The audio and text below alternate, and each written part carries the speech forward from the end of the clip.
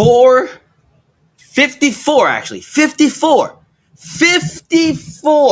5-star matches, 0 WWE megastars. Not one for John Cena, not one for Roman, not one for Stone Cold Rock Hogan. So let me ask you something. Are we witnessing greatness in real time, or are we watching a stat sheet build false GOAT narratives? Tonight we're talking legacy, we're talking booking philosophy, and we're talking about whether or not the Elimination Chamber still feels dangerous or just predictable. This is Chaz and Friends, no filler, just heat. Let's argue. Holla at your boy. Hey, now, don't play with me. The following program is a collection of idiots talking about happenings in the sports entertainment world. It is meant to be comedically informative. The opinions expressed on this show does not necessarily reflect the beliefs of their peers, their bosses, platform, or whatever network they are on. There may be some out-of-pocket things said on this show, because this is how we talk to each other. If you are young, please seek permission before watching any further. Your homies. The 3 Count Podcast. P.S. Please do not sue us. It's your boy, your nephew, your cousin. It's the Don. Chaz Evans here, checking out the hottest podcast in the world, the 3 Count Podcast.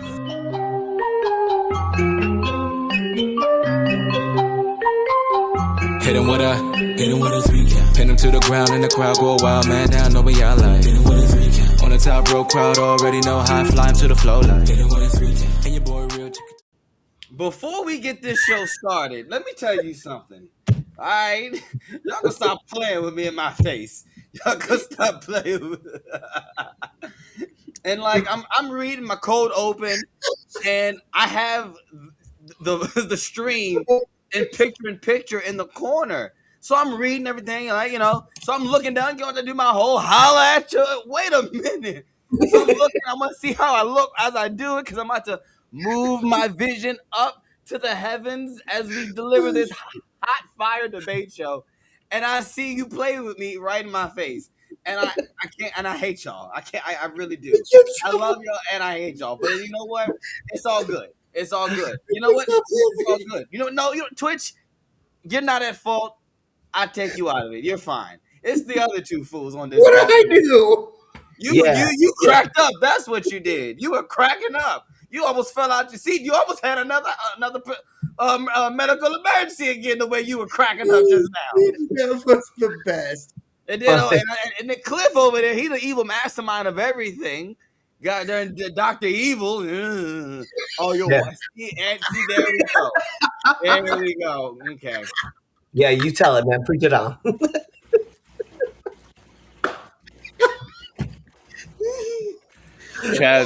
Chaz, imagine the treachery you will feel once you find out that was my idea.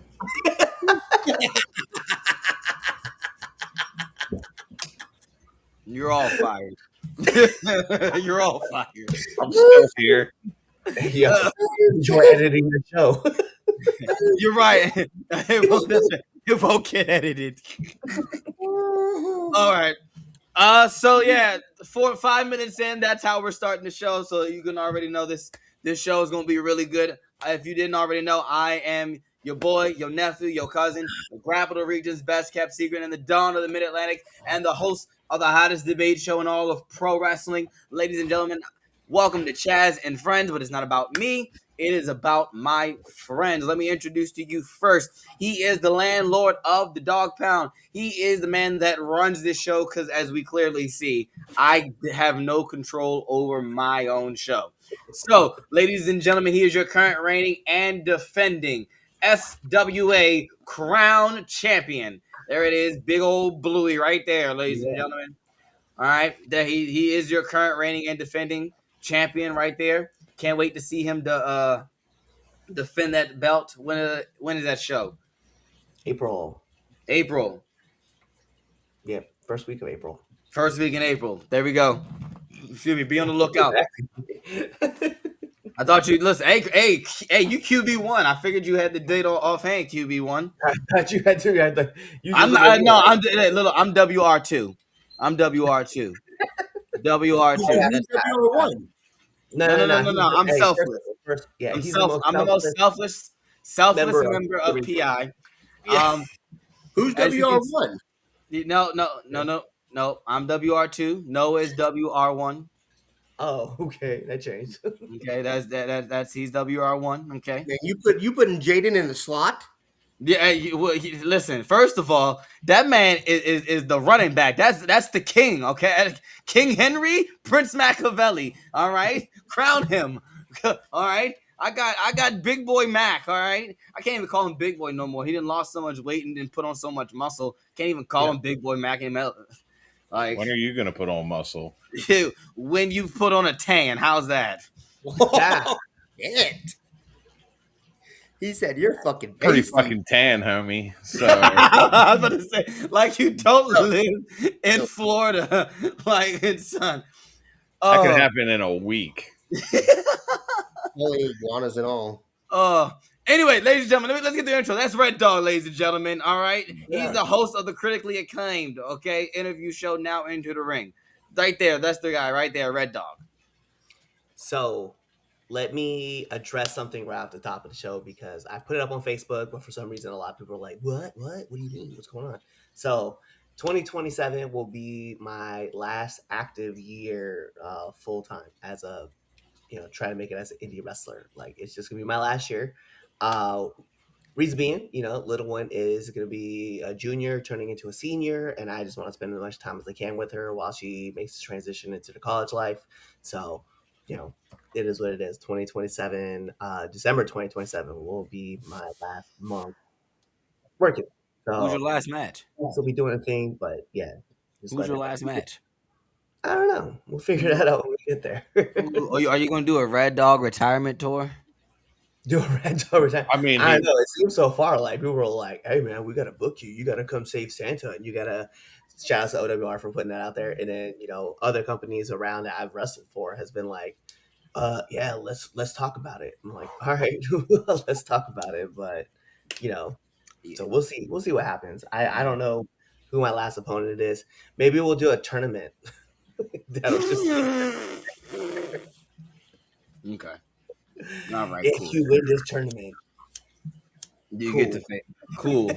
you get a good thumbs up. I mean, this motherfucker is dressed up like John Cena enough. I mean, it's true right now, definitely. Says the man in his Braves jersey. Speaking of that man in the Braves jersey, ladies and gentlemen, he is the heater. He is Lou, the franchise. Chaz, guess what I got? What do you have? My BBC. Wow. you so graciously put to your mouth real quick. Pause. This man staring at the screen, slurping it down. Gotta love my big black canteen. British Introducing Broadcasting Channel. I was going to say that's my guy. And introducing next, ladies and gentlemen, he's our residential Fred Durst. Not today because he doesn't have his red hat. But ladies and gentlemen, he's probably the only person on this show that has as much sense as Cliff does. Ladies and gentlemen, he is Twitch Graves. Did you know that the federal government has a cave under Springfield, Missouri that's full of cheese? Google it if you don't believe me. What the fuck? Oh my god, bro! I kind of want to just to see this. Prove me wrong. I don't want to prove you wrong. I believe you. I already believe you. All right. If you haven't already done so, hit that follow button. Whether you're watching us on Facebook, YouTube, Twitch, or X, hit that subscribe button on YouTube so you never miss any of our content. We got a lot of content. We got new content coming out very soon that I don't think I can announce yet, but definitely got some new stuff coming up on the horizon. But also, we just had a premiere happen yesterday. So, Cliff, I think we should let the people know what this very special premiere is. Yeah, so we had the premiere of Now Entering 201. Now Entering is back, but we're gonna be doing some new stuff with it. If you guys didn't get to check out the episode, definitely do new backgrounds, new layouts, like just all sorts of new things that we just wanted to go on with it. Season 7 feel like it's lucky number 7, so why not just bring on some cool guests? So we brought on Sunset Steven Garcia, so you guys could go check him out. It was a lot of fun for the episode. Guys to talk more about like nutrition, working out, things like that, to help out with wrestlers and things that need to be going on because, gotta be kind of active and in a shape, to be in wrestling. So, go check out that episode and let us know what you think. All right. Also, make sure you buy merch. All right. Make sure you buy our merch on foryourwear.com. Go down to collections. And I think we're under the personalities tab. Yeah, go down to 3 Count Pod. You'll see our wonderful, wonderful logo. And go buy yourself some merch. We got awesome shirts on there. That's where you get our current updated merch. So all the new cool merch won't be there till, won't be on our pro wrestling tee shop. It'll be on For Your Wear. So definitely stay plugged into our For Your Wear because you can get, this awesome shirt that I will always show up. Not that one. What? No, put that out. Not that. Taking it down. Way to go. Wait, you did it on purpose. This shirt. Oh shit! It's crazy. If y'all look at, if I wish I could show control panel and like y'all see, he just has reactions and it's Chaz shocked, Chaz Chaz, ooh, Chaz embarrassed, sad Chaz, like it makes me mad. I can't. Embarrassed. Sad Chaz.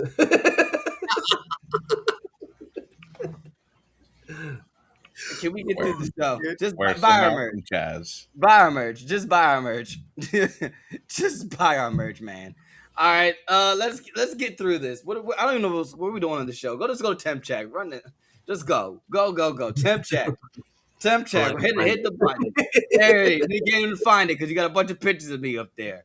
Anyway, for those of you that don't know what temp check is, that's where me and my friends we give you our hottest and our coldest wrestlers going into this week. And for a bonus, we give you a match of the week. I'll start this one off with saying my hottest wrestler of this week is definitely Trick Willie, okay, with his lemon pepper steppers.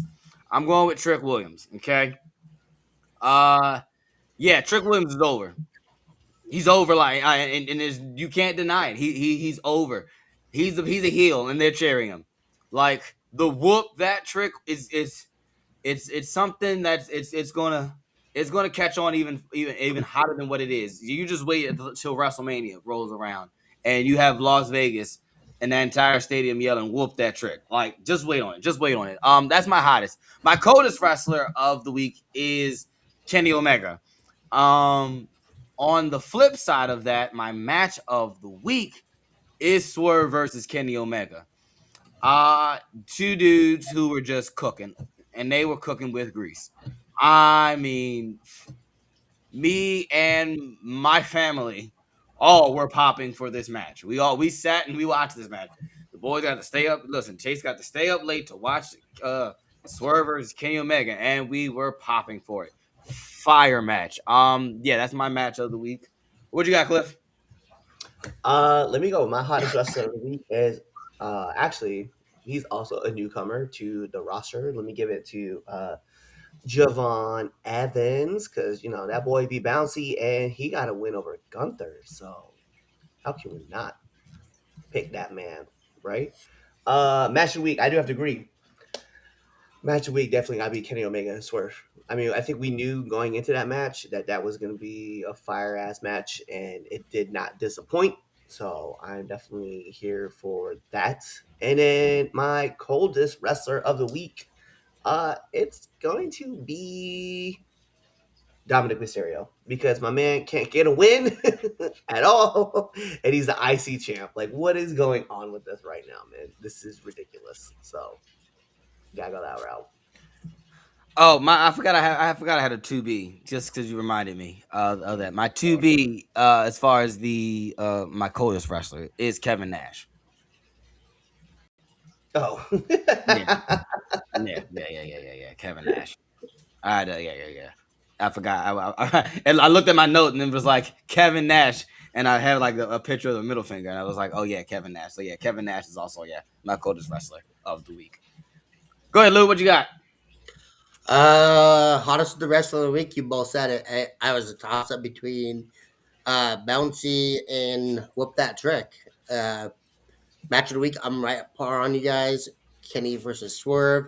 My coldest wrestler of the week has gotta be Kit Williams. That poor fucker. They're just letting OBE. I fucking love it. Uh, Oh, my hottest of the week is AJ Lee. That was a fire promo on Raw. My coldest of the week, Cody Rhodes. Please just shut the fuck up finally. My he's match not of a the good week. person. He is. What? He is not a good person. No, he's not. Oh He's a my goodness. liar. Sammy. Let me tell you something. Sammy is such a good person, and God bless his soul. Because if it was me, I would have smacked the dog piss out of Cody Rhodes talking to me like that. Like, first of all, you son of a bitch, who helped you win that first championship? You dirty bastard! Like, how dare you, Cody Rhodes? Like, entitled little, A little bitch. exactly, little nepo baby. What a cunt. Sorry, go ahead. Listen. Anytime I get a chance to rag on Cody Rhodes, now I'm gonna take the opportunity. Sorry, go Keep back. ragging on him. He's a little No, crybaby. no. This is your time, brother. No, go ahead. Go ahead. I'm sorry. My match of the week. I agree with both you, Kenny and Swerve. That shit was fire from bell to bell. Both of you. What? Yeah, I don't think there was nothing this week, and like I don't think there was really any bad matches per se this week on wrestling. Cause I was talking to Cliff over the week. I was like, I've consumed a lot of wrestling this week, but somehow I still don't know what's going on. Dude, boring.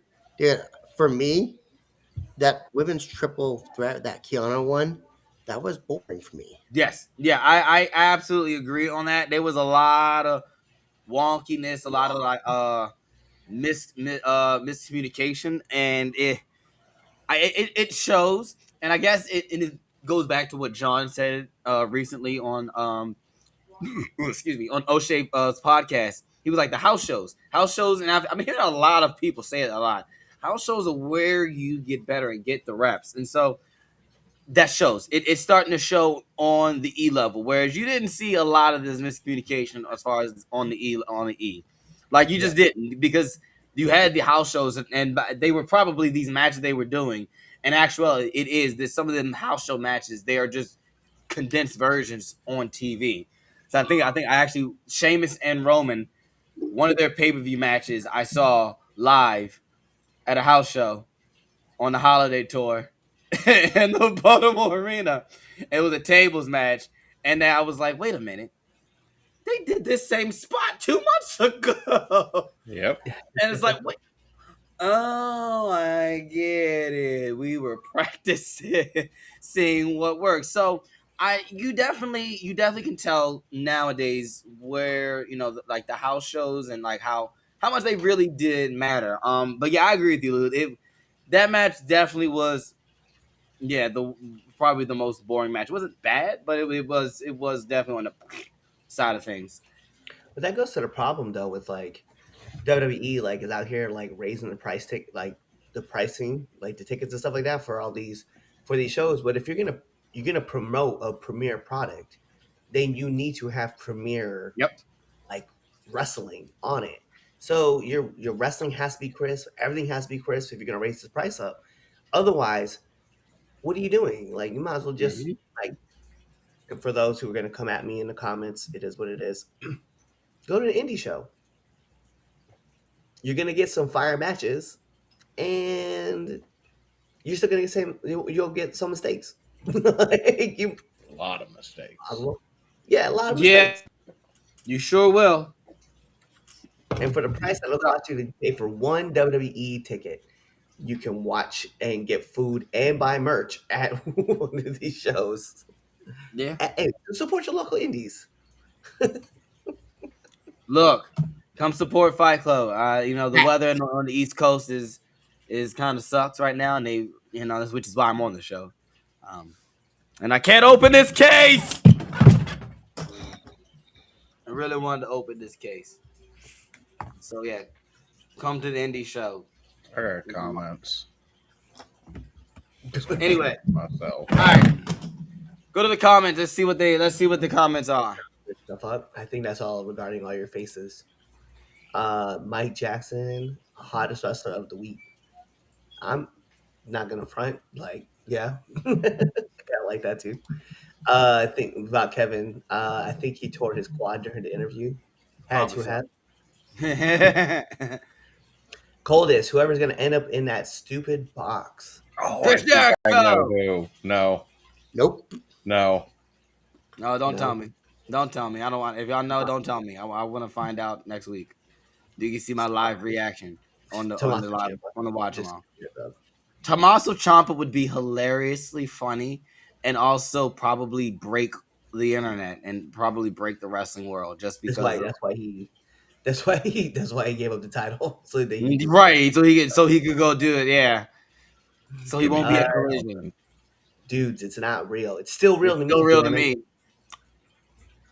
Let's see. The fans will still show up, so they don't have to do it right. Right, but that's true. That's true. Yeah. While it is true, they still you still got to put on a premier product though. Otherwise, people will start just navigating. Like they may go to the rival. Go watch that shit. All right, let's go. Let's go on to our first topic. No. All right, here we go. So there's a graphic that was going viral over the weekend, showing wrestlers with the most 5-star matches ever. Cliff, can you pull the graphic up for us, please, for our live viewers right now, so they can see this graphic? For my podcast, Luke. Oh, I'm sorry. It was this one.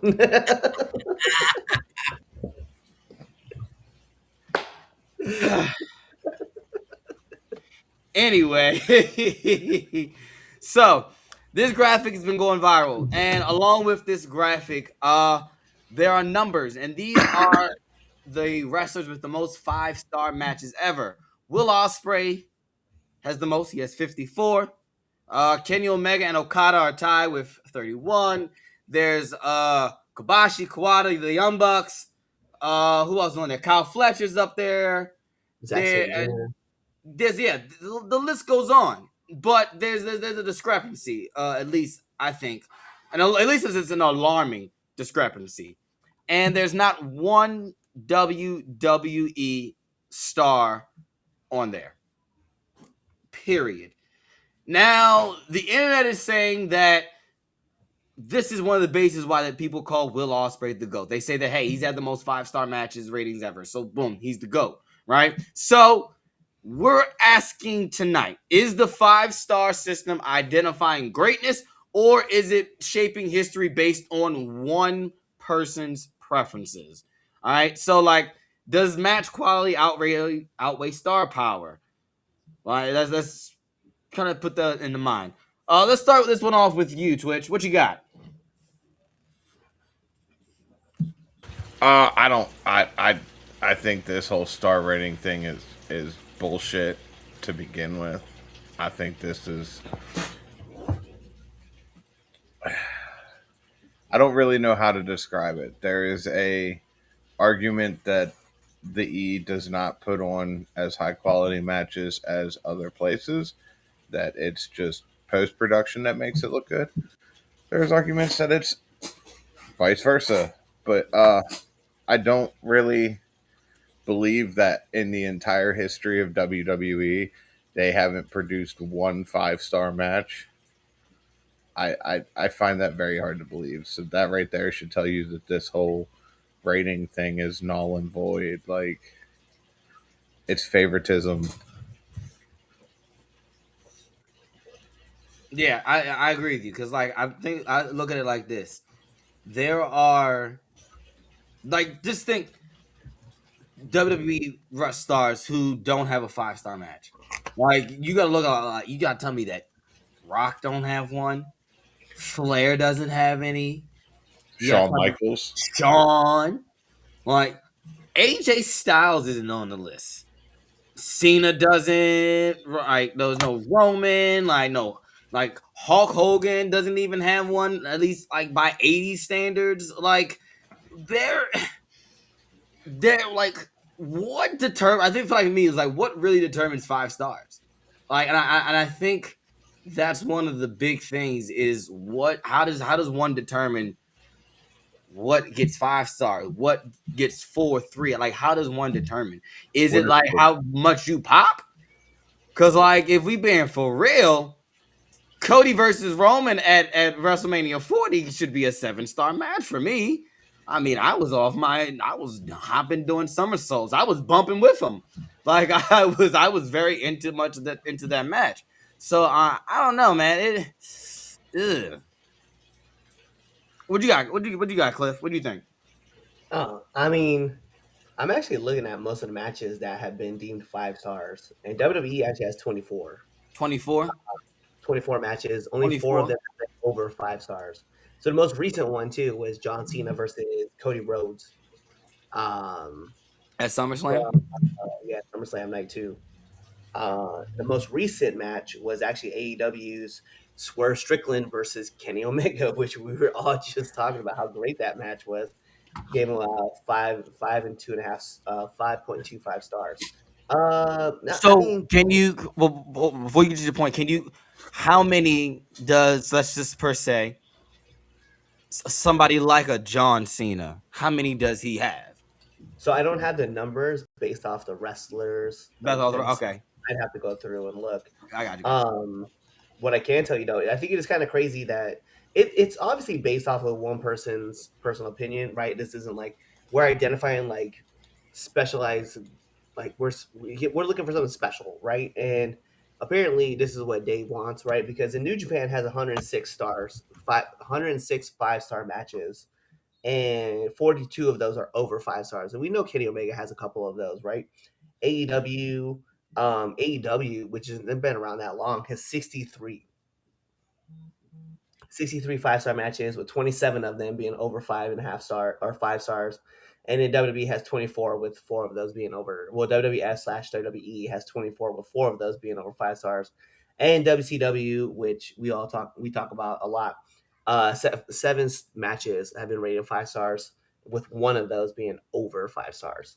So it's one man's opinion just based off what he's thinking. It's not the problem is that when you have someone like Dave Meltzer and you literally have a move called the Dave Meltzer driver, like obviously you're kind of pandering towards his favorite, his to him. But it's almost like Dave like just grew up like liking these guys because they like Dave, so they like his opinion, so he just kind of like rates them. Um, but yeah, just looking through some of these matches and stuff that I'm seeing, I'm like, damn, like some of these matches were just I don't know. Some of these matches I just thought they were okay. Some of these matches I do agree with. They were kind of fire.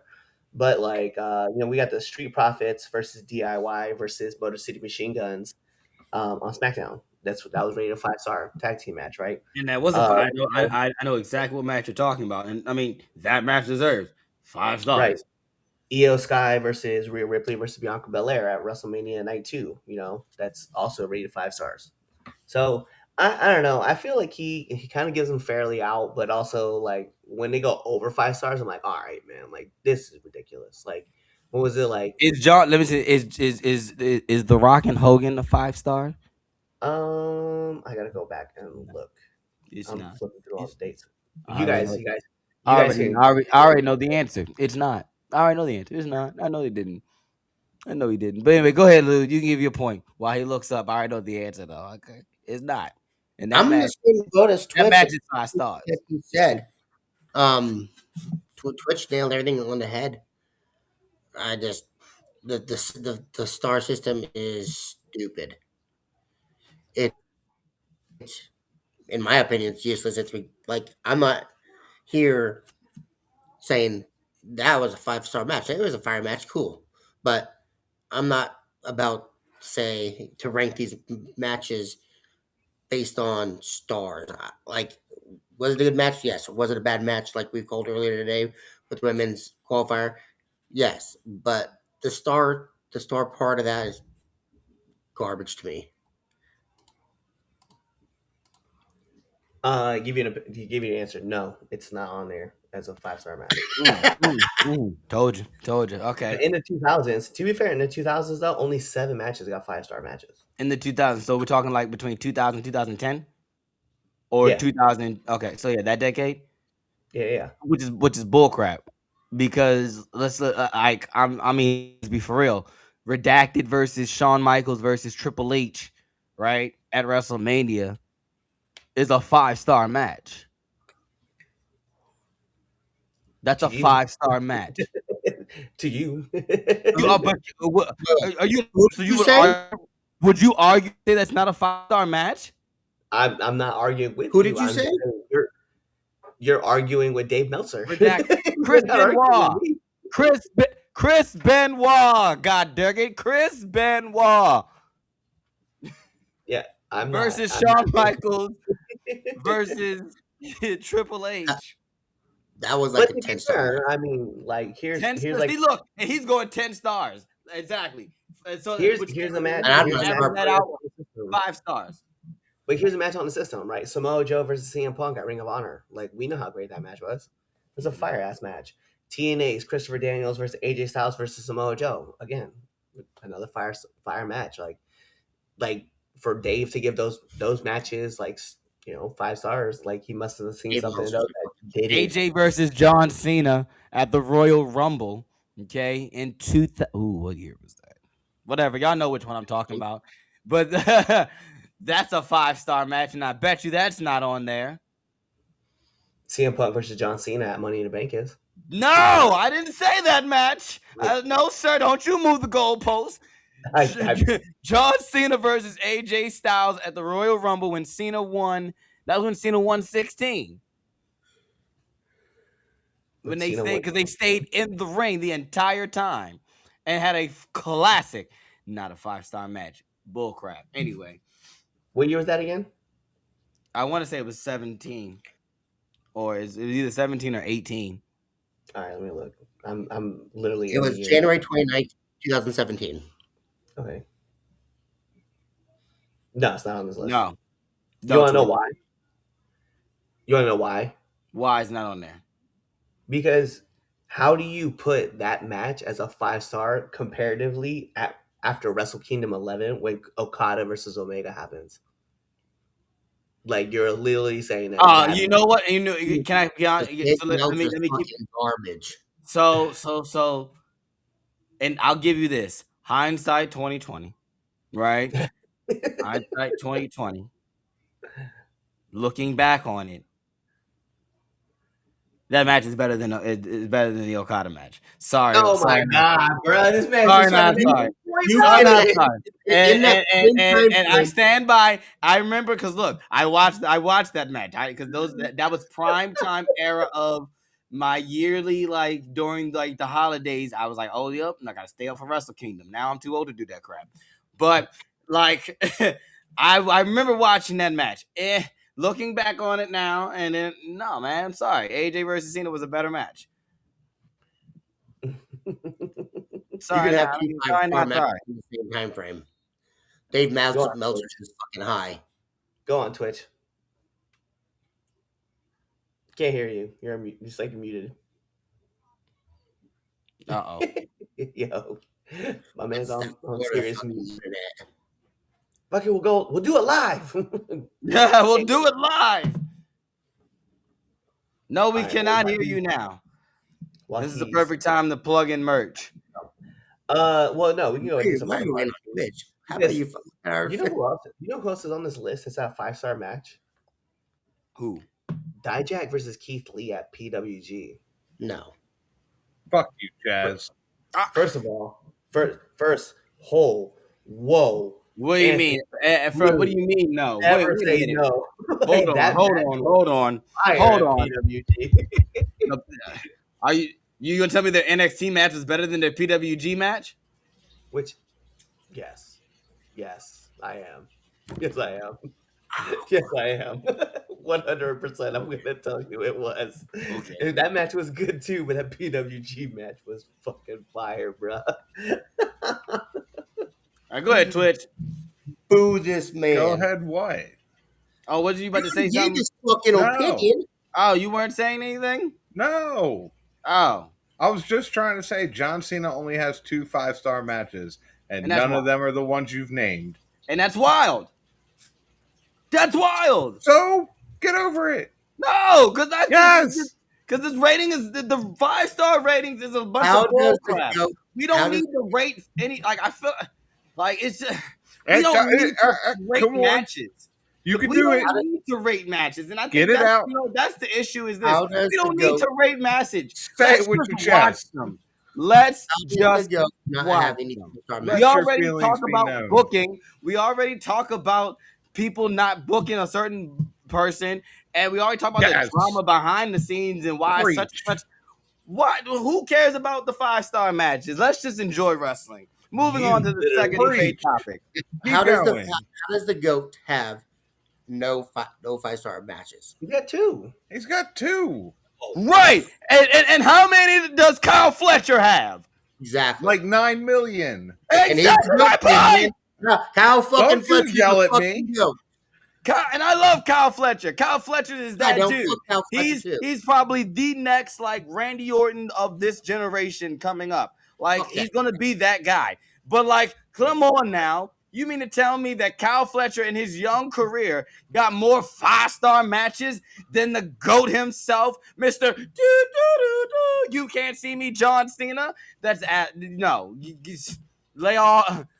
Stop smoking. Chris No. Jericho's the goat. We don't need No, to know. Chris Jericho isn't the GOAT. Chris Yeah. Jericho You can't sit- be the GOAT. Don't look at me in that tone of voice, first of all, little boy. You sound like sit there and shut up. you sound like Damien. You smoke crack. You Shut sound up. like Damien. You look like Damien. It's funny because it's clear that Dave likes watching Japanese wrestling, Yeah. and like He gets off that to it. transition. Seeing it transition from like New Japan, because All Japan also has a lot of 5-star matches, and then you see that AEW kind of still has the same kind of flavor to what Dave likes to watch. So he's clearly gonna get these matches over. And then PWG, he gave one 5-star match to OTT over the top. David Starr versus Jordan Devlin. JD. So he's given a lot of stars out. But as far as like the matches that you're looking for specifically, man, like you're not getting them because he didn't enjoy them. Like he's only enjoyed a few of those Dave matches. Meltzer's a fucking joke. Well, I hate that. mean, yeah, I mean it's It's all- man. Yeah, Gunther Dave versus David from Clash of the Castle, a 5-star match. You know what I mean? Like what are we talking about? Like from it's the almost fucking goat of the cuck, fucking Dave Meltzer. there's some matches in here that I'm looking back at. I'm like, yeah, I kind of agree with that match too. Kevin Owens versus Kevin Owens and Sami Zayn versus the Usos. Also, Kevin Owens versus Sami Zayn is on here as well. A few of them. Let's see. Oh, the When is tag it? match. You're talking about the tag match, right? For WrestleMania? Yeah. Oh, absolutely. That Yeah. match is a tag team. Like you know how many times I watched that match just to study a tag, like to study. Yeah, Yep. that match is definitely 5-star. Adam Cole versus Johnny Gargano at NXT Takeover New York. Oh, that's a I spot mean, fest. That's a spot fest, but okay. I like how you say it's a spot fest, but this dude gave it 5 stars, and you're like, WWE has 0 star 5-star matches. Now we've just pointed out a few of them. You're like, That's my opinion. Not Fuck talking your about opinion. No, it's my show. Yeah. Mustache Nope, Mountain nope. versus here's No, one. it's not. Mustache Mountain You're versus right, it's not. Era is a 5-star match. Also, another match that I really like too, that's on here too, would be Adam Cole versus EC3 versus Killian Dane versus Lars Sullivan versus Ricochet versus Velveteen Dream at NXT Takeover New Orleans. That was the ladder match for the The ladder first match. I North agree. Yeah, American title. Yeah, that was. I felt well. Yeah, the tag ladder match. The NXT. Andrade versus Johnny Gargano at Takeover Philadelphia. Like, That was a good I one. feel like there's a lot of takeover matches that are in here that are 5 stars, and I'm like, okay, we know which product you like more. We clearly you're not like on the main roster kind of guy, but yeah, I can see you definitely liking all of this right here. So Mhm. He just don't yeah, like Raw and SmackDown. yeah, that's fine. You don't got to. Like I once got the upon a comments. time, SmackDown sucked. Listen, I'm gonna say something rude here. No, Okay. All right, say This something fucker- rude and then go to the comments. This fucker had Bret Hart versus Owen Hart from the SummerSlam of 1994 on this fucking 5-star fucking thing. That wasn't a 5-star match back in the day. That was a clinic. What are we talking about? Big shit right now, dude. Get That was outta look at that. here. This whole That opinion match changed was in a matter of a sentence. That match was lit. What are we talking about? you're Bret watching versus- something fucking different. Go back and watch that fucking match. Go back and watch that fucking Go match. back and watch that match again. Go to YouTube, get it on, and fucking play it on this fucking podcast. You're gonna First of all, fucking big see. pause. I don't ever want to hear you say go back to YouTube and get it on. Don't ever do that again. Oh no. If you didn't know, we have a disclaimer scrolling on the bottom. For real. Anyway, go to the comments and let's see what people are saying. But Ah, What? get to the comments. Stop talking, Anthony. where's Naya? No, this Hey, fucking big oof. Hey, let me go back to this this. pisses me the fuck off. This whole Naya- fucking Naya star first. system fucking pisses me off. So Naya, Fucking stupid. Naya's been doing some great work in the tag team Fucking division. garbage. Dave Meltzer. Yes, he is. I agree with you. God, Can I'm we all be honest fired with up. Nia Jax? Can Fuck. we be honest with Nia Jax? Nia Jax is she doing some firework in the tag division right now. I Oh, would big oof. Yeah, she's been doing good.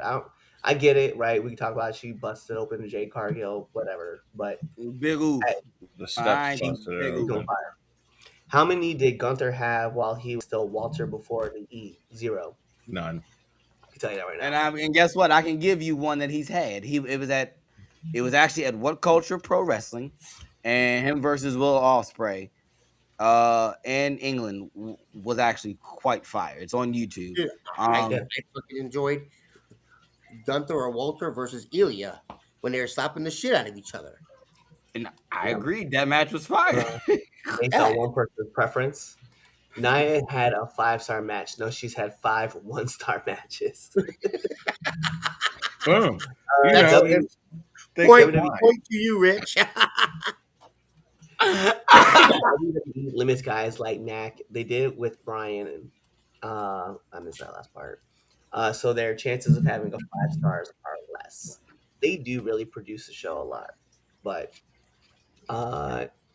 Knack did much more moves in Japan than he does in WWE. That's also because Nakamura is also like, hey, I'm just gonna wrestle at this place too, and that's what he does. So he doesn't worry about it.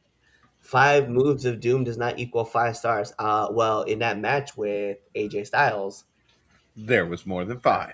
there was more than 5. There was a lot of moves being put out there, a lot of story being told, and then also his match with Cody, same thing. Like, how many women matches have 5 stars? Probably in single digits. I'd have to go back and look, and you might be right with that, but I definitely saw Sasha and Bailey from NXT Takeover was on there.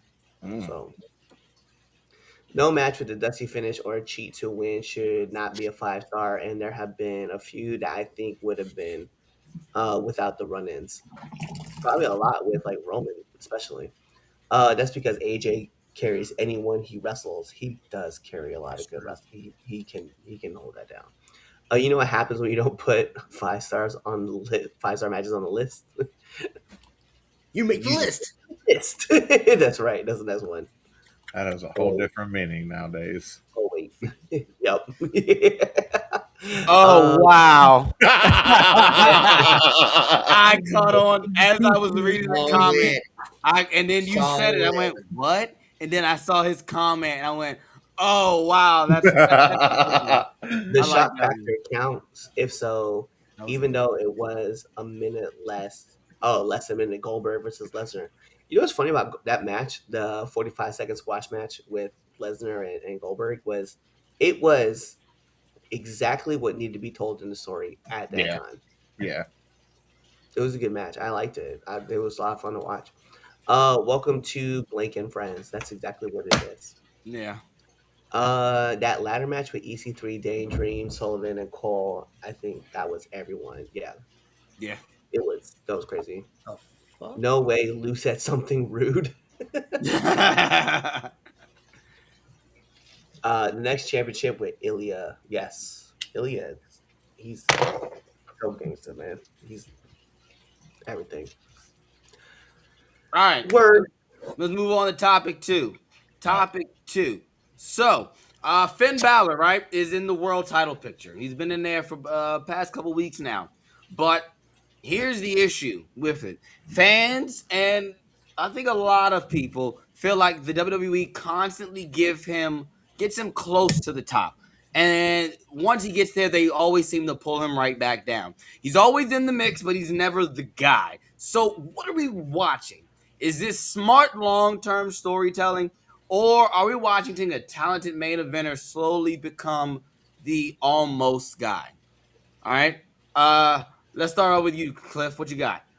Oh my god, because Finn Balor is just so good at everything he does, and then they start building up a little momentum, and then they push him back down. They build him up a little bit more. They push him back down. They get him in the tag division. He's carrying Judgment Day right now. He's doing all his best work. It's almost like I'm expecting Finn Balor to just also hit us with a "Hey, I'm retiring" tour, or they're hitting us with a "Yeah, we're letting Finn go" tour, because like for some reason they're letting this man cook, and I feel like they're about to hit us with the we haven't come to a decision, so we decided to let him go. I think that's what's gonna go. Um, I I don't know, man. Hopefully we get him in the championship picture for WrestleMania. I think that this is a man who puts in the work and deserves it, and he just WWE. It's like they're worried that he's gonna get hurt after winning a championship, because I mean, like he did hurt his shoulder when they put the heavyweight title on the first time, and then he just hasn't been around the picture since, and it's ridiculous to me. So I don't know. The man's super talented. The man's he's over. Everybody can do everything with him. I mean, the guy carries matches, carries teams. He does it all, man. So I don't know what the E means. You are watching a talent be wasted on so many different levels, and it's such a shame to see. But I feel like we see this with so many people on the roster that you're there, you're getting there. We're gonna start moving you up, moving. Oh, look, somebody else is here. Let's go talk to them. It's so heartbreaking, because I remember when Finn first showed up on the main roster, and it was everywhere, and now it's every now and then. And what's next? Is it? I think Cliff nailed it best. Is this a preparation for, all right, we didn't come to terms, goodbye? Like, best of luck with your future endeavors? Is this a, I'm getting ready to retire? Is this, I don't want to do this anymore? Like, what's going on here? Because once upon a time, we had faith that Finn could carry this company, and it's like we lost it somewhere. He's only been injured, what, once? There's people who, okay, once, twice. I think twice. I think he's had injury, but nothing nothing to the point where he was like, because I think he wasn't in a position where it was like it was drastic that he got injured. The shoulder was the worst. Correct. But we've seen people who have had way worse injuries that are still getting pushed way further than he is. So that can't be a thing. Like, the guy's hardly injured. He's always fucking there. He does what you need him to. Like, what more do you want in a superstar? Like, You're wasting this man's potential. Well, okay, Chaz, what's with the smirk? Come on. So all right. You know what's funny? I didn't think that. I didn't think I'd be on the opposite end. So I thought about this today, right? And I really thought about this one because I was like, geez, I gotta really think about it. I was like, I love Finn, and like I love Finn, and I love the stuff they did outside. But there's at some point we got to stop blaming booking, and we just got to accept the reality. Like, not everybody is meant to be the face of the company, and yeah, that's okay. Like, that's okay. Like, look, think about it like this. All right, let's talk about Finn outside of WWE. Right, he's the founder of Bullet Club, IWGP Junior Heavyweight Champion multiple times. He was the best of the Super Junior winner. He's one of the most influential New Japan acts in the during that era of New Japan's rise. And then he also built a faction that reshaped modern wrestling culture. That sounds like Hall of Fame, right? Right, and that's even before WWE. Now we talk about the WWE, first ever Universal Champion. Did he ever long reign? No, but he still is credited with that title win. He's the first ever Universal Champion, two-time NXT Champion, United States Champion, Intercontinental Champion, Tag Team Champion. He's a Grand Slam Champion. All right, he's main evented premium live events. He's got listen, the Judgment Day was one of the hottest acts the past couple years. I'm sorry, man. Like Finn Balor's has had like a top tier career. All that that don't really sound like mid card resume. I'm sorry. Like you just gotta. There's at some point we've got to separate. I want him to be champion again from he's being buried or he's being wasted. He's not being wasted. Like he's being used exactly where WWE sees him. He's a high level, reliable, credible veteran main event talent. You can put Finn in any position on the card, and Finn works, and he makes it work. I'm Good. not Then telling put you. him in the championship. And look, and then no, and this is something we gotta understand. And I know people are gonna probably, and I know the comments are gonna go crazy. He's 44. Okay, he's not moving merch like Cody or Roman is. All right, he's not the future face. He's not a long-term investment. If they were going to put the title on him and put faith in him, they should have done it maybe 3-4 years ago, right before the pandemic. And that's not disrespect. That's not. Like, look, how many great wrestlers have come through the WWE and they're not meant to sit at the top forever. Sometimes your ceiling isn't a burial, right? Like that's just your place in history. He's the first ever Universal Champion. Nothing takes that away. He has that. He is literally like you put him on the top of all time as far as influential wrestler. He's up there.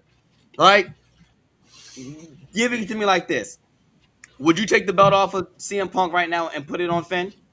Yes. No, what? You would take the belt off of CM Punk literally going into WrestleMania. That's why you don't going into WrestleMania. That's insane. I'm sorry. That's absolutely wild. That's going wild. into. You would pivot your biggest story. We just said 2 weeks ago this is probably the biggest story in the past 10 years. And you're gonna to pivot that for what? To give Finn his to run it back because hey You saying would I take him off right now? I'm telling you, no. I would take it off of him in Mania with Finn. Yeah, I was gonna say I wouldn't do it at Elimination Chamber. I would find a way to add Finn to the main event of WrestleMania. Thank you. And give Finn his flowers then. But that's not okay with Chaz because his God isn't winning the title at WrestleMania. My God! Wait, who are you talking? Who's that? You, motherfucker, Roman. What? I'm first of all, I think Roman is, but I do definitely think Roman. You know what's funny? I think Roman is winning the belt because I think Seth is costing him. I definitely think Seth is costing him somehow, some way, or at least the masked man or something. So Seth But Rollins. exactly, or whoever they put under the mask this week. But no, you put Finn at this point in juncture. If it just no, because you still got to do the breakup of the Judgment Day. He's still with the Judgment Day. You got to get rid of that. And the Judgment Day has been too much of a fixture within Monday Night Raw. That story is going to take at least another year, at least towards the end of the year.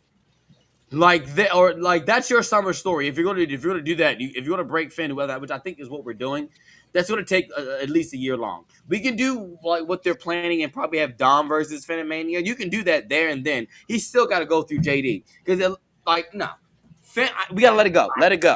Let it go. He goes with Finn. Let it go. That's what everybody need to do. Just let it go. Finn is one of the most marketable people in WWE. When the machine gets behind Finn, he's one of the most marketable people in the E. Like he's over with everybody. They get behind him. He has like he's the European version of Rey Mysterio. Like he's over. Then he does the demon thing, and people buy all of the merch for the demon stuff. Demonito is like over too. Like anything that he's done, man. Like thing turns fire, bro. Like Finn Balor is one of your most marketable wrestlers. And he's, mind you, CM Punk is 47, running around with the title. So for an It's CM Punk. It's Finn Balor. Finn Balor hasn't been okay, don't do that. Don't say it's Finn Balor. It's CM Punk. Like it's CM Punk for Christ's sake. It's CM Punk. Finn Balor does no. What? Oh, okay, all right. Okay, now so we're gonna discredit the 3 Count Podcast's favorite Phil in wrestling, and we're gonna say we put his name next to Finn Balor. We're putting them at equal level. No. We're not discrediting Phil. All right. I want to taking keep away the same from Phil. Finn Balor energy. You know what? Keep This the is what we're gonna same. do. Listen, I'm gonna mute him because he's considered to talk over me. No one's discrediting. I didn't even give my Phil. fucking opinion, you fuckstick. Shut up. No one's discrediting Phil. Actually, you know what? Before I do, I'm gonna mute him too. No one's discrediting Phil. What I'm trying to say is that Finn is roughly the same age, and for the last few years where CM Punk wasn't on the show, Finn was carrying the brand. So you cannot tell me that when our favorite Phil comes back, all of a sudden Finn is just irrelevant at that point, and that's the problem I'm having. No one can hear you. You're still I'm with you. Finn has been. First of all, let's keep it a bean. You're not gonna sit here and tell me that Finn was keeping the show relevant. Finn was a background character for the past 5, 7, 8 years he's been on here. Since he's been, what do you mean? He's been a background character. He's not been no main event status. They don't. What? We're not talking about the greatness of what Finn Balor was doing on NXT when he was came over. Okay, NXT.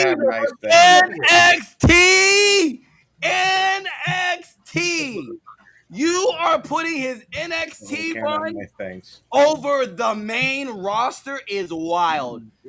Listen, I need us to stop romanticizing black and gold so much that we just have to, we just forget that.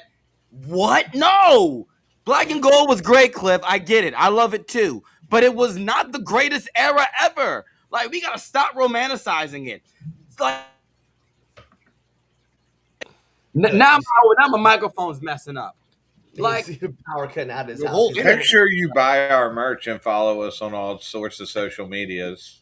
His NXT run does not even come close. That's why we can't have these discussions. We're gone for 7 years. 7 years? 8 years? Like 8 years. Phil is sloppy. Phil is sloppy. Finn is still on point. No, come on, man. We out here. You can have all.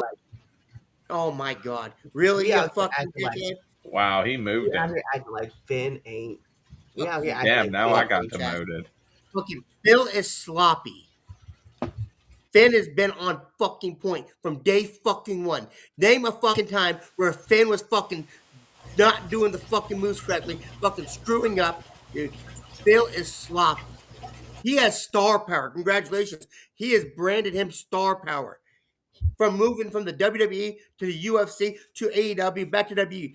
Fucking Phil has star power. But to be on fucking point, Finn is one of the most fucking balanced wrestlers out there. He doesn't screw up as much. He's on point. Lou, can I ask you a question? How high are you? I'm not. Just curious. Okay, that's the issue. All right. Why? What the fuck you got to say about this? No, I'm just wanted Come to on, know. Corbin. Just wanted to know. Wait, what the fuck did you just call me? What the fuck did you just call me, you Oompa Loompa looking bitch? I called you Corbin. We ain't even having this conversation. Go ahead before I contact ICE on you. All right, I wanted to Breathe, to say breathe, Lou, before you end up in the hospital again. I had something to say. His chest. Can't even drive across the country to move. Oh, there it is. Oh, he's going down. He's not going to make it this time. Y'all are witness Hope to you him. got a life insurance policy. It's ending today. Right here live. Oh my gosh. I had a You retort fat and bitch. I instantly lost everything I had to say. Fucking hate you. Oh my god. First of all right. Ooh, that was funny. Lou, since when did we care about sloppiness? When did that become a debate? Because if that's the case, then if we want to talk, half the wrestlers that are probably big time don't need to be on the big time. This They debate don't need show's to be. fucking stupid then. We just debated 5-star matches.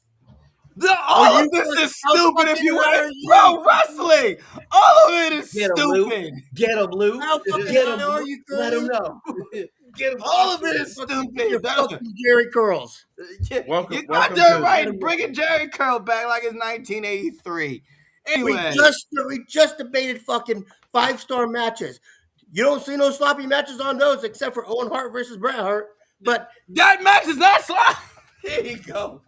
Somebody right. get this man the fuck out of here. You got your You're point. blasphemy. Is that Go your shut point? it, you fucking. Is that your point, Blue? You got your point off. so no, I was actually kind of agreeing with you, Chaz. Finn I quit. has literally I'm done. he is evolved.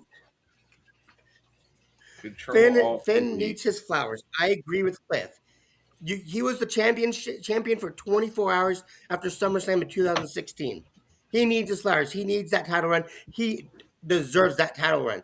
But what WWE is doing with him, he fits everywhere and he does well. That's what makes him fucking great. But yes, he does deserve his flowers. He deserves to have that world title around his waist for more than the 24 hours that he did. Lou, are you on My the internet computer? went out. Fuck my internet. The fact that he got that in right before it cut him is beautiful. Oh, that was great. That man really went on a rant. That was great. Oh, go to the comments. Oh man, that was great. That was funny. Go to the comments because I don't have nothing else more to say about it. Because You didn't expect that to happen. No, because it's just bullshit that you're sitting out here just shitting on Finn. Like, I'm not shitting on Finn. You No. kind of shit on Finn. No, I did not. It came How- off that way. How did I did shit come on off that Finn? I understand what you were saying. I understand you're not trying to, but what I'm saying is it's coming off as you literally just fuck Then y'all Finn. need to get a better perspective. Then Then that's you need your to- fault.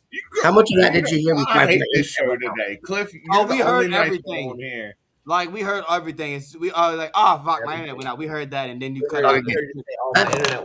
Finn needs to be a champion for more than 24 hours. That's all I'm saying. We heard all that. Shut up, Cartman. Fuck you, fat boy. Wow. That's All right, let's get into this comment real quick. How NXT just put on fire matches when they get those 5 stars. Chaz's hair is wild. Facts. Bro got that James Brown perk. It really does. It really does. Chaz out here, just let your soul glow. I mean, you can have Orton and other older wrestlers with numerous titles in the Elimination Chamber, but not Balor. I agree. I think Balor should be in the Elimination Chamber. Nak, Sammy, Knight, Finn, ad nauseum. Talk about slowing this guy down. But people who but they continue to push McIntyre. Exactly. Like I get it. Drew's like he's got this look, man, but at some point, like you got to give Finn the ball and let him run. Ginger, Kali, Jack Swagger. I love the fact that he put the listen there. He always does that. Full transparency, Dolph Ziggler is the only name on this list that I don't agree with because Dolph Ziggler I thought was an amazing worker. And His stuff. Yeah, Fair. That's fair. Yes, I mean, absolutely. Because even when he was TNA World Champion, was some of I thought, and I think I said it on the pod, was some of his best work. Either was it last year or either 2 years ago. Time runs so all running together, but like whatever that run was, it was really really good, and it was some of his best work. Yep. Do you think money is more important to the wrestlers than prestige and winning a championship? Yes. Some of them. I do. Yes. All of them. All of them. All of them. If they tell you no, they're lying. They're lying. Booker T says it. You're either here to make friends or make money. Like, bro, 100%. Like, you think John Cena's out here like, oh yeah, bro, like I wrestle only for the minimum amount of money. Like, no, when John was making hand over fist money. Yeah. I'm not saying they're taking a reduction, but he's 50 in the chamber. Or Finn's getting a title match. Orton's only 45. Calm the fuck down. 45. Balor's 44. Exactly. There's only a year difference. Calm down. More when he was a demon Finn, not so much, not as much when he's not. The problem is though, is that he's very marketable as a demon, and I do agree with that, right? We all talk about the demon stuff that gets painted, but like his work right now is, not Prince Devitt essentially is what we're getting, like a more mature version of Prince Devitt. That version is lit too, and it's working, and it's like right now it's got a whole bunch of heat behind it. Like I don't want to say heat, but it's got a lot of fire behind it. So push that shit to the moon and let it ride. As great as Balor is, he's not as great as Punk. I beg to differ. I mean, different. Level. Why? Finn was carrying the brand. Dom was more over than Finn. Dom was more over when we're talking about that era of when CM Punk wasn't around, and this was Finn.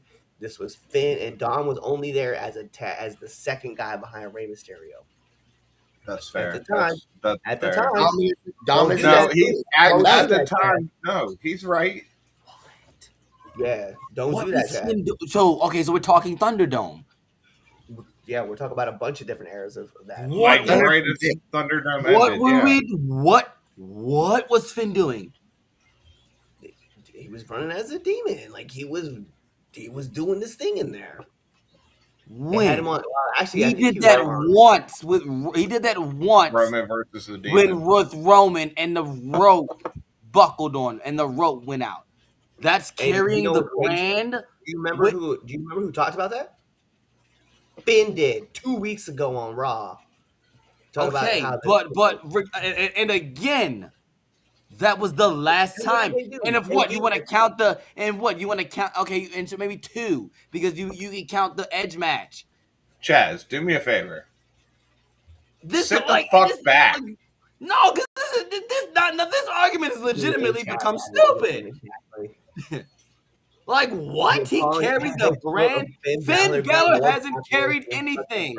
The only thing Finn Balor carried. That comment right there is everything right now. I'm gonna put it back up so Chaz can see it. Right, that's you. This is you right now. The Finn Balor being more popular. Yes, Yeah. it is. It absolutely is. Does Mike Scales count? Finn way behind Punk in that. Look, Right. That fine. Baltimore raid must be shitty because your opinion is You shitty. can say that. And Finn is getting better on the mic. I will put that out there. He's been getting better on the mic. Here's the thing, though. Who's got a In-ring better work. look? Who's got a better look? Who's got better in-ring work? In-ring work, I feel like they're about the same. Yeah, So who's I got would better give. look? I'd give him the same. I'd give Punk the edge. What the fuck? See, I wouldn't. But I think it's they're not, I dead give him the locked. edge, but they're neck and neck. It's a You can- okay, 51-49. Backed up the fucking move twice. The only thing I think that gives. What? Here we go, Lou talking reckless again. So I can give. Okay, so we can do this. I can give CM Punk Mike Scales. Clearly, he's way above. Yeah. Finn. I'm going to give that. In ring work, we've just agreed that they're about the same. Look wise, who's got a better look? As far as Like a wrestler goes, when you look at those two together, who are you really? If Who has CM a Punk better didn't physique? have the belt on, if CM Punk didn't have the belt on, who better would you be? better physique to answer that, Lou, Finn all day. That's Finn. That's Yeah. Everybody talks about the Finn Balor abs. Like Yeah. you Just as saying, then to answer Cliff though, who looks more the part of the wrestler, CM Punk, but to me that literally comes down to ring gear. But we've seen Finn in full wrestling ring gear, and you can't take it away from him. Finn, Finn just needs to get the ball and be able to run with it. That's it. I don't even care if you put the IC title We on. gave it to Jey Uso. It can't be worse. Yeah, I mean, bruh. You let Roman Reigns have it for 3 years. Can't But be don't look at me like that, Roman Chaz. Reigns, don't you put that in that same stratosphere. There you go. Hold on. I just did. TPD, do I have another puzzle for you? What happens when you talk about Finn and argument? I don't have to take that kind of shit. You think he is better than CM Punk? You really must be drunk. I don't understand that. Whatever you want to say, but Mr. Golden, at the end of the day, I like Finn's work. Like I like, all the things that Finn's doing. I don't have a problem with it. They stuck him in the tag division. Like they put him there. That's not a place where Finn belongs. He's been in there. That's where he's good at. He's there. He's always with a group. Yeah, but he's always with a group. No. He won the fucking He had Jonathan Anderson with him. He won the world title by himself. Fuck out of here. And then ever since then, they put him with groups. What group? He's a SummerSlam groupie. 2016. What You're group? a groupie. Dude, first of all, there's nothing. I got But that's the problem, groupies. then. I got okay, groupies. that's the I ain't problem. no groupie. You are. If you I'm having that, done, then there's a problem. No, you're not. Yes, Bro, let me tell you something, brother. You tell me something. Let me tell. All right, they know who I am. All right, they know me. They know what pure ignorance roll around. They know the Don. All right, Anyway. God dang it. That explains why they don't worry about winning a title exactly because they get paid. They get paid money. They're happy being on the show. Look at Chelsea Green. Chelsea Green wasn't winning nothing, and she was just having fun on the show. So she understood the concept. I was trying to be funny with the comment. You definitely were. I don't have to take that kind group. of. Yeah, no shit. There Roman you go. Reigns out here in There groups. you go. Roman Reigns, Randy Orton out here in groups, and not just a group, in multiple groups. Seth The Rollins. Authority, fucking Legacy, fucking Evolution. Yo, that is a true. So, I mean, it's Name Randy me 5 Orton. wrestlers in the last decade that won the world title that wasn't in a group and that held the title for a long time. 5 wrestlers. Cody. Cody. That's what we Drew McIntyre. Drew McIntyre. How long did Drew hold the title though? Brock Lesnar. Yeah. Hit it. Well, wait, Don't say that name. No, Not I'll allowed take that to. back. John Cena was in Nexus, so we can't count. We can't count him. Within the last decade, so we're going 2016 is 10 years. So Oh shit! I just realized. Wow, because yeah, I would say we're talking decade. He said decade, so I was going 2016. Yeah. So what to call it?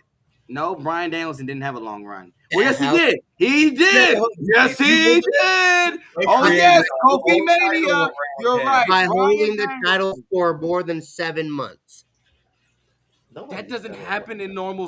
That's what. That What do you never think this happens. is? 2001. Get out of my face. Roman is like the Move. only person who Rollins, held the yeah. title such a long time. All right. Go Roman Reigns. finish up the comments. Goldberg. We're moving on. Goldberg Gosh. won the title. Oh yeah, Goldberg. Let me see. The previous comment was brought to you by the This is SWO. just- We gotta get that shirt up. God dang it. Did Roman win any matches clean when he held the title? No. Oh, Rock. Did Rock win the title? Rock didn't win the title in the past did. decade. No, I think that No. was 2013.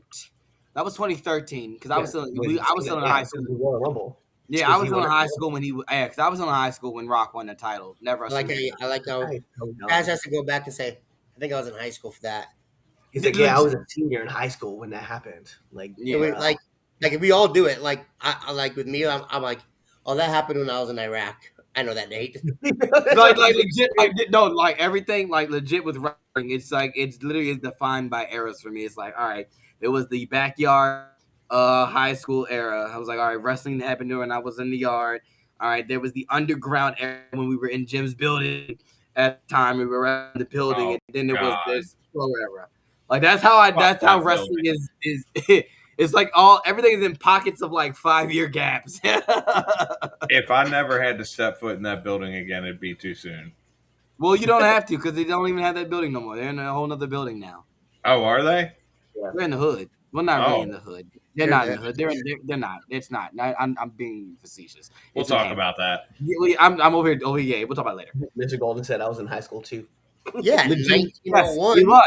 That's a fact. 1812. We were what color? We were at the same high school together, weren't we? Mr. Golden's social security number is 1.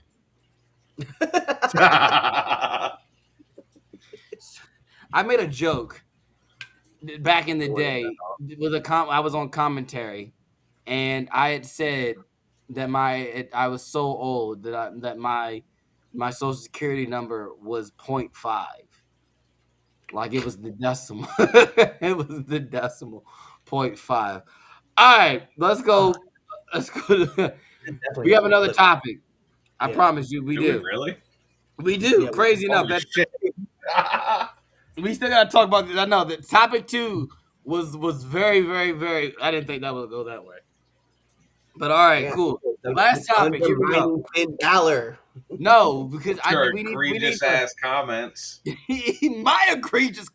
Anyway, Elimination Chamber is next week. Make sure you're tuned in for the Villains Lounge watch along, hosted by your boy right there, Twitch Graves.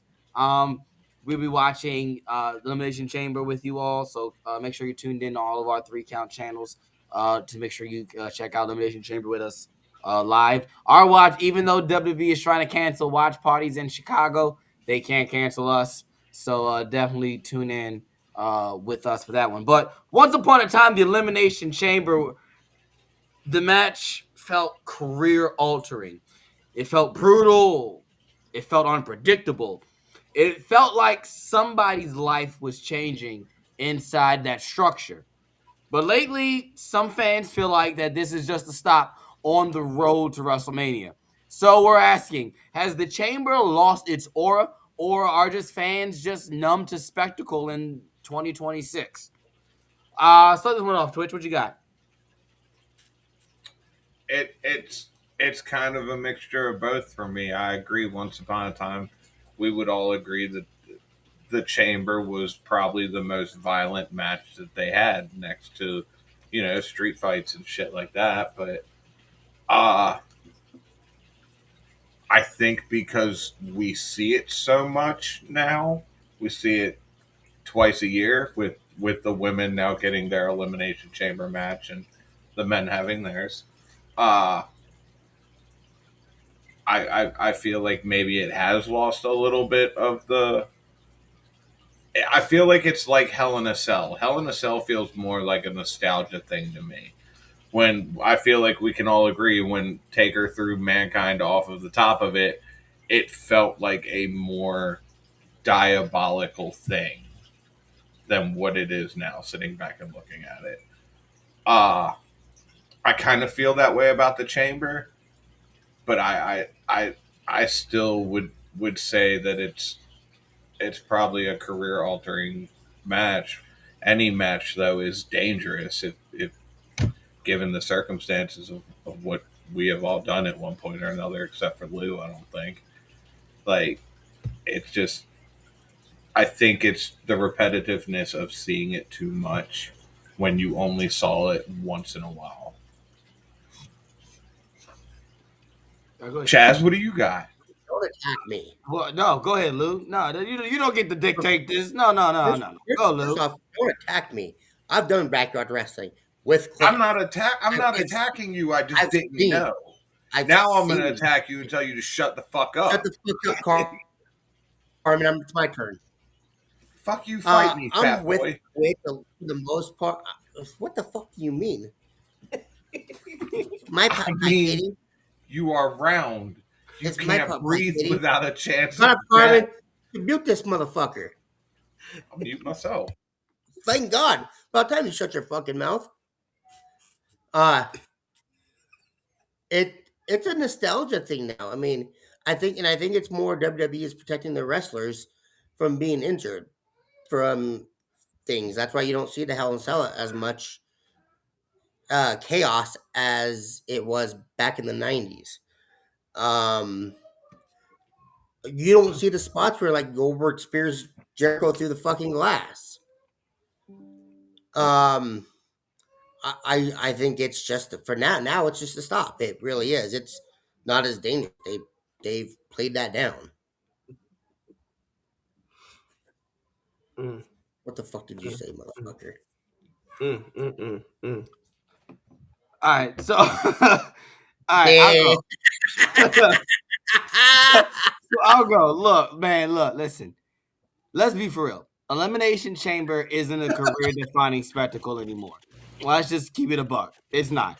It's just a checkpoint before WrestleMania, so we can figure out who's facing the other champion. Okay, like let's just keep it being. Let's just stop. Let's just stop sugarcoating it. All right, like the Elimination Chamber is really just No Way Out 2.0. Like, and I really want us to understand that it's just No Way Out 2.0, and which is a stop on the road to WrestleMania.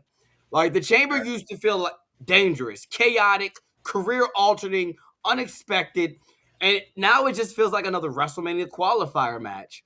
Predictable booking, storyline extender, and just branding obligation. Like I'm really convinced. Like under the old model where they used to do it, when you had the Chamber, it felt like this was like a title change could possibly happen.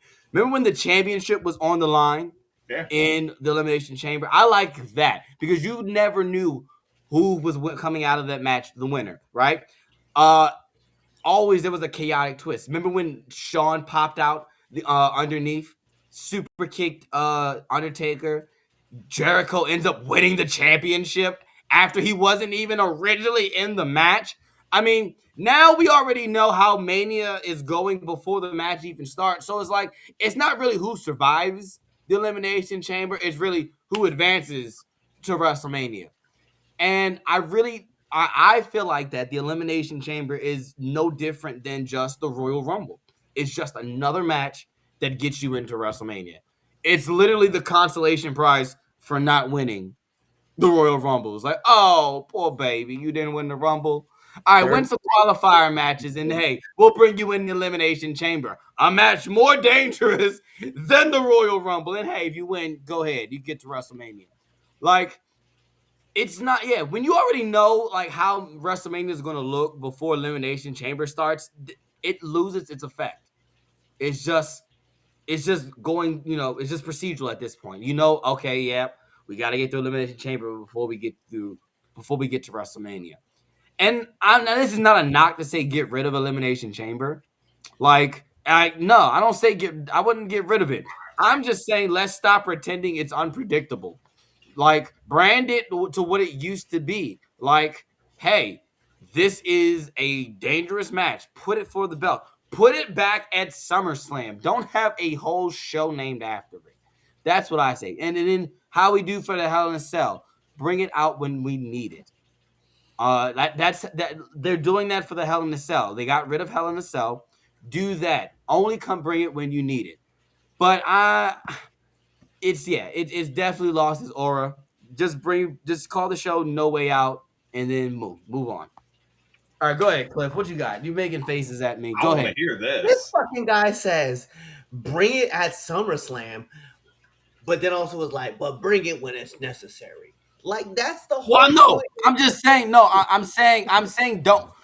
When I say that, I'm saying by like don't have a whole show branded Elimination Chamber is what I mean. Like just how we got rid of the Hell in a Cell pay per view. We don't do I that agree. anymore. We only I bring out the Hell in a Cell when necessary.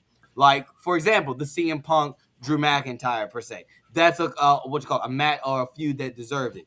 Like I wouldn't the Elimination Chamber. I'm not saying bring it out every SummerSlam. Like no. When it calls for it, hey, you got 6 guys, let's go in there and just hey whatever, bro, go kick each other's ass. Boom, do it like that. But like no, I'm not.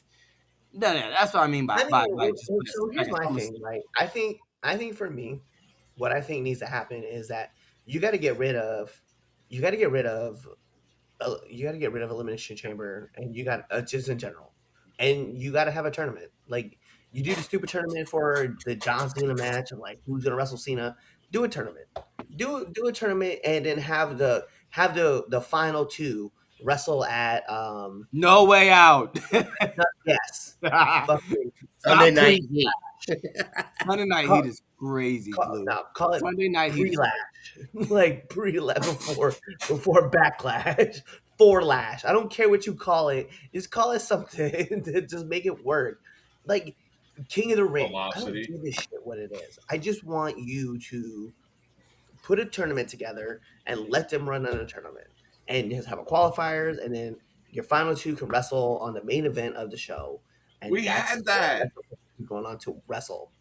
It was called King of the Ring. I know that's what I'm saying. I was Put King thinking of the about Ring. that. Yeah. Yeah, that's what I'm saying. Put King of the Ring in, right? Let them run. If you're gonna have them run double duty, have them run double duty. Like I don't care. Qualifier matches, have another match, and have the final match right there at the end. I don't give a shit. I just want something in between that's gonna allow us to have these matches. But Elimination Chamber shouldn't be it. Like it just shouldn't be. It's dumb to me. It's like every time I turn around, it's like, oh, Elimination Chamber's coming up. Oh, this is the worst match ever. Why? It was the worst match ever because what happened is that six dudes all claiming the top title, all wanting to beat the hell out of each other. It made the match more real because like all six dudes had a point to being in the match. They were all fighting for a championship. The first time we saw the Elimination Chamber come out, we had that, and then what happened? Cena wins. Then all of a sudden, Edge comes in and spears the shit out of him, and essentially steals the title and wins. Like there's high risk in these matches. And the other No, no, problem I no, have, no. That was no. The one with that. The one before that. There was one before that. There was the one Sean okay, won. Sean well won. I then, think it was Sean. Yeah. It was still, Sean Goldberg, RVD, Triple H, Booker T. There's somebody else I'm missing. and in that I match, really want right? to My say point being Jeff. though is that in that match, we also have like blood just pouring everywhere.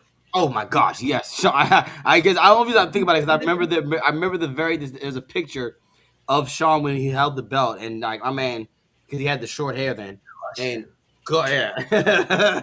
And it's like we took all the danger out of this element so that we could do what? Sell toys for Mattel? Like that's the reason why it's there now.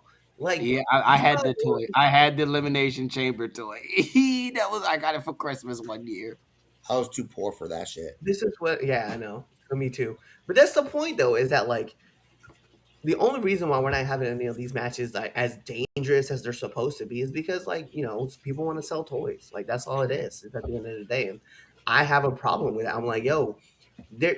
If you're putting me in a violent match, there needs to be violence in it. Like I'm thinking about when the Elimination Chamber, like they're supposed to go in there and like destroy each other, and like they're supposed to be like these crazy, not so much like crazy spots, but like there's some crazy shit supposed to happen in these matches, and I just feel like lately it's like, oh, I get it, right, 100%, we got to protect the wrestlers because like you want it for a long time, but if you're gonna go in this match, bro, like there's got to be some danger to this match, and it just doesn't feel like it's like that anymore. It's just like, all right, we're here, like cool, elimination chamber, 4 guys going, 6 guys win there. You guys can go beat each other up, and then like we'll tell some stories to it, and just keep you guys going. All They right, bro. took that away from What happened to the 2 tons of steel and the 2 miles of train and making it all sound like gruesome, and now it's child's play. Unforgiving steel in the chamber, the pot. Like Bobby Lashley got concussed in one of the chamber matches. That's why Brock Lesnar broke out of his. Like I don't know if you guys remember that or not. But he just when he broke out the pod and just started beating everybody up. That's because Bobby Lashley was supposed to be next. He got concussed, and so Brock was like, "Fuck it, my turn." Like they what are we they doing though? they have a habit of ruining the danger aspect of things, and I understand it. It's like you said, Cliff. They have to protect the wrestlers, but you saw this happen with Hell in a Cell.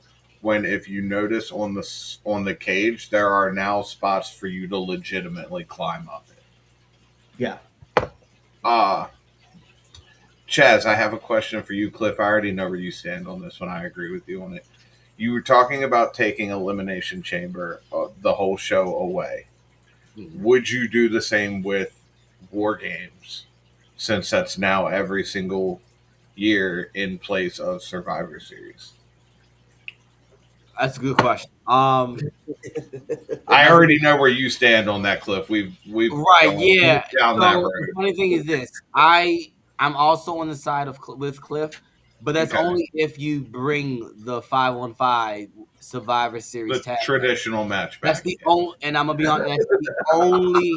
No, I only way I say get rid of War Games, because it essentially, and I know Cliff that it drives him insane. And we had talked about this last year. We bring it up every year. We have this debate every year about it.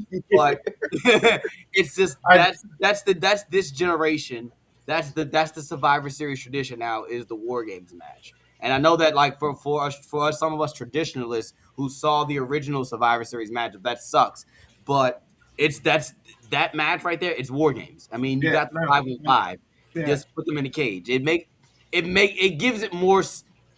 You've been using that word this whole, a lot, most of the whole show, but spectacle.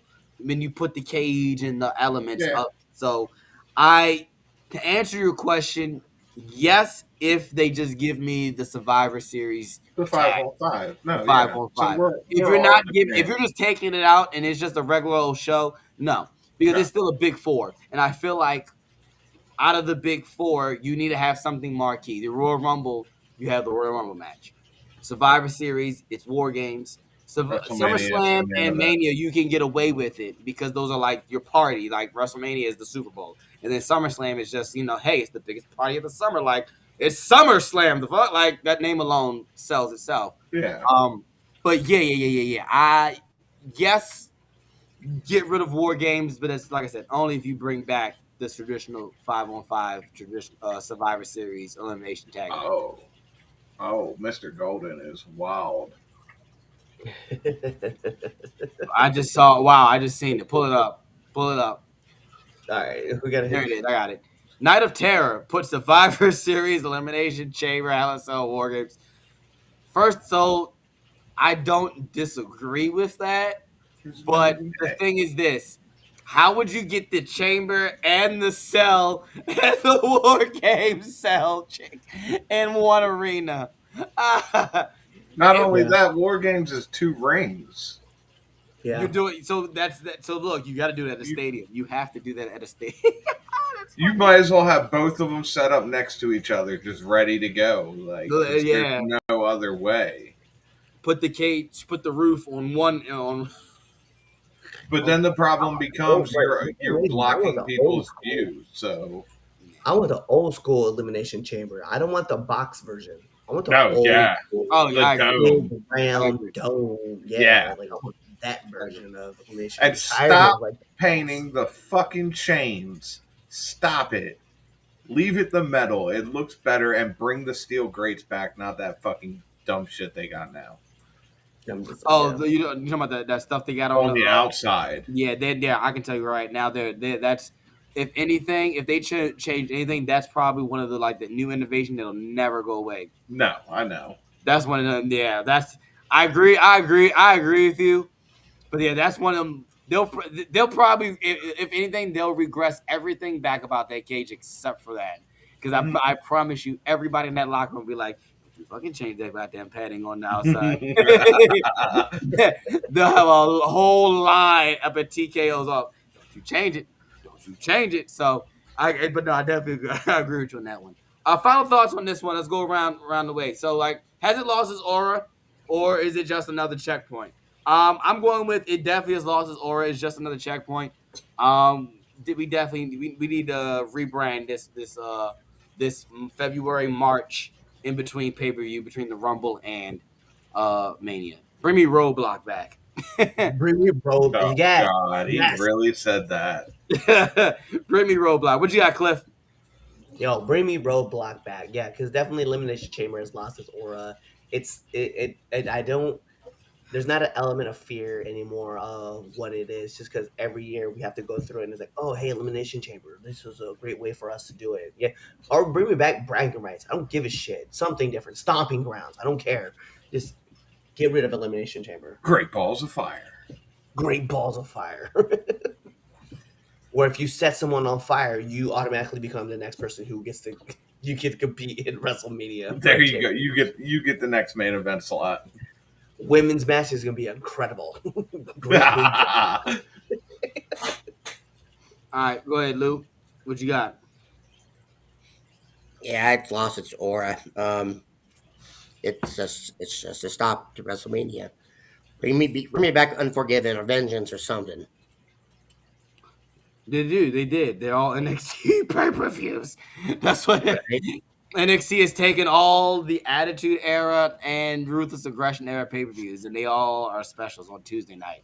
So, legitimately, you want to watch Unforgiven or No Mercy, go watch NXT. And they're better than the PLEs that we're getting. Which is getting you're absolutely right. Yes, Yeah. and they are. They really are. Twit, what you got? Your final thoughts. Checkpoint cleared. Checkpoint cleared. I figured that. Yeah. Any else on the comments? If not, Yeah, we got tons, man. So I think probably bring them up. more and they do that they haven't done. Diving off the top rope, trash cans, constant spots. It's like the slam dunk contest unless WWE finds a game changer like McClung. That's fair. Yeah. Sup, bros? What's up, Prince? It's like, hey, Prince. Them talking. Welcome to Lou and Enemy. Fuck Lou. Twitch calling Lou fat pot kettle. Yes, I'm into, but I'm in shape. Round. Wow. He says, and fat people are harder to kidnap. All right. On that note, right? Fuck Mr. Golden. No. I said the same thing. Don't worry. Thank you for, I don't have to take that shit from a former teacher. This was fun. This was a fun show. Yeah. Well, I definitely know what's being clipped tomorrow. For our debate topic tomorrow's episode. CM Punk versus Finn Balor. That's what it is. But thank you for checking out this episode of the 3 Count Podcast with Chaz and Friends Debate Show. Chaz Evans here, Red Dog, Luda Chaz, and Twitch Braves. Yeah, we got our jerseys on. Twitch just didn't get to go. I missed that memo. You definitely did, bro. You definitely did. I don't know a baseball jersey. Tune in to next week's episode of Chaz and Friends. Also tune in this Saturday for the Villains Lounge because Elimination Chamber is this Saturday. So definitely tune in with us for the Villains Lounge. I'll be there. What's the start time on that? That's good. I think it's the evening. That's a normal. Yeah, they're in Chicago, so I think we're good. Don't worry. You ain't got to wake up at like 11 o'clock. They'd be ready for like a 1 o'clock. Bro, you got your day. Yeah, don't worry. You got your day. No worries. Yeah, no Saudi show. No Saudi Right show. on. So, but we do have Clash in Italy coming up. So be prepared I for that. mean, yeah. It's true. That's not for a couple months, though, but 7 p.m. Eastern. Okay, cool.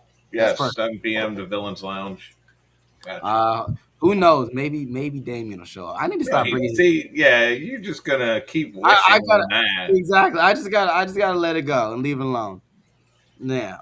But that's the show for you guys. If you made it to the end, my PlayStation users, you get a trophy. Xbox users, you get an achievement. My PC users, you get a free, I don't know, Steam gift card or something. I don't know if you get achievements or anything like that. Yeah, shout out to you. Yeah, free. Yeah, shout out to you. All of my people who on the East Coast, I just seen this, and I definitely want to say that out loud too. Everybody on the East Coast, definitely, yep. Be safe, be careful out there. This snow is it's a coming. Except for Twitch. Because me and Cliff both. Cliff up in the Northeast. I'm right here in the Mid Atlantic, and we're all like, yeah. I'm next to the Rockies, and you all got way more snow than I did this year. Which, like I said, insane. Global warming, folks. Believe in It's science. 71 here. Oh my God. Believe in science. Believe in science. Believe in science. Thank you for watching. Goodbye. Hey, thanks for checking out this episode of the 3 Count Podcast. If you like this and you want more 3 Count Podcasts, go on over to our YouTube page, hit that subscribe button, hit that bell button so you never miss when we put out a video. Also, follow us on Instagram, Twitter, Facebook, Twitch, all things social media, 3 Count Pod _ X, 3 Count Pod, everything else. Also, make sure you buy our merch at foryourwear.com and prowrestlingtees.com. Also, you know what? Just watch another video right now. Like, right now, I'm gonna walk away and you're gonna play another video. Now.